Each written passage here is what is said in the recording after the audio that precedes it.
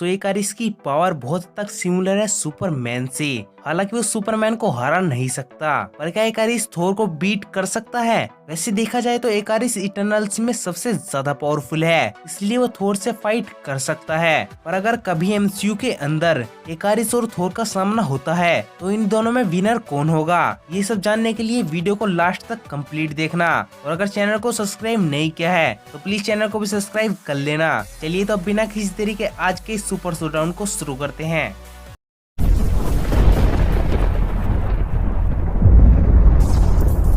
शुरुआत इकारिस से करते हैं। इकारिस एक इटर्नल है और सभी इटर्नल्स को बनाया था सेलेस्टियस ने। इकारिस इटर्नल्स में सबसे ज्यादा पावरफुल इटर्नल है, प्लस सभी इटर्नल्स के पास कॉस्मिक पावर भी होती है, जिससे ये और भी ज्यादा पावरफुल बन जाते हैं। और इटर्नल्स की लाइफ फोर्स भी नॉर्मल ह्यूमन के कंपैरिजन में कई गुना ज्यादा होती है। इटर्नल्स में अगर बात करें इकारिस की, तो वो अपने से कम पावरफुल वाले बींग्स के माइंड को इजिली कंट्रोल कर सकता है, यहाँ तक कि इल्यूजन के साथ साथ अपने डुप्लीकेट्स भी बना सकता है। इकारिस का हीलिंग फैक्टर भी हल्क की तरह बहुत ज्यादा फास्ट है, इसलिए इकारिस अपनी बॉडी को बहुत जल्दी हील कर सकता है। एंड इकारिस का स्टेमिना भी हरक्यूलिस के स्टेमिना के इक्वल है, यहाँ तक कि ये अपने हाथों और आंखों से एनर्जी बीम्स को प्रोड्यूस भी कर सकता है। और इस सब के अलावा इकारिस ने बहुत सारे हीरोज और विलन से फाइट तक की है। वहीं अगर इकारिस की पावर्स को देखें तो इकारिस के पास है like super human strength, durability, stamina, agility, speed, cosmic power transformation, regeneration, heat vision, psionic abilities, teleportation, energy projection, energy blast, high healing factor जैसी पावर्स इकारिस के पास हैं। बट अगर वही बात करें गॉड ऑफ थंडर थोर की, तो थोर एक एसगार्डियन होने के साथ साथ ओडिन का बेटा है। वहीं थोर ने अपनी उम्र से भी ज्यादा विलन्स को मारा है। लेकिन अगर इसकी फिजिकल एबिलिटीज की बात करें तो थोर ने पावर स्टोन के अटैक तक को सर्वाइव किया है, जिसके सिर्फ टच से ही प्लेनेट तक डिस्ट्रॉय हो सकते हैं। और जब एसगार्डियन शिप डिस्ट्रॉय हो गई थी तो गार्जियन ऑफ द गैलेक्सी के आने तक थोर स्पेस में भी रहा था। पर बात यहीं पर खत्म नहीं होती।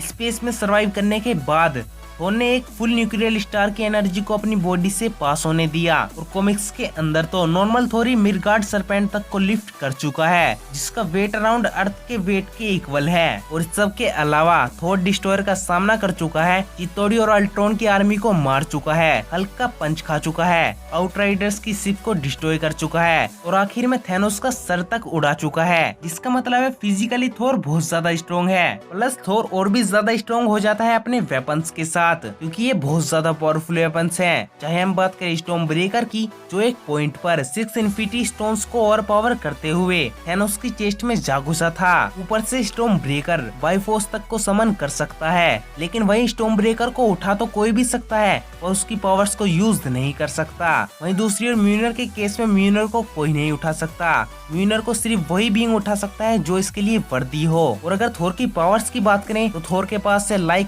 Code level strength, durability, stamina, speed, agility, high healing factor, weather manipulation, energy manipulation, matter manipulation, energy projection, thunder strike जैसी पावर्स थोर के पास हैं। तो अब अगर इन दोनों की फाइट होती है तो जीतने की चांस सबसे ज्यादा किसके होंगे? जहां एक तरफ इकारिस के पास कॉस्मिक पावर्स का एक्सेस होने के साथ साथ वो अपने हाथों और आंखों से एनर्जी बीम्स को प्रोड्यूस कर सकता है, वहीं थोर लाइटनिंग को समन कर उसे किसी के ऊपर भी चैनलाइज कर सकता है। और जहां पर इकारिस के पास कॉस्मिक पावर्स हैं, वहीं दूसरी ओर थोर बाइफोर्स तक को समन कर सकता है। एंड बाइफोर्स की एनर्जी इतनी ज्यादा है कि अगर उसे किसी प्लेनेट पर कुछ ही सेकंड्स के लिए खोल दिया जाए तो उस प्लेनेट को इजीली डिस्ट्रॉय कर सकता है। और रही बात स्टॉर्म ब्रेकर और म्यूनर की, तो थोर अपने वेपन्स के साथ इकारिस को बहुत इजीली हरा सकता है, लेकिन इकारिस अपने मैजिक से इस बैटल के अंदर इल्यूजन भी बना सकता है और अपने डुप्लीकेट्स बनाकर वो थोर को नुकसान पहुंचा सकता है। लेकिन इकारिस में भी ऐसा नहीं कर सकता,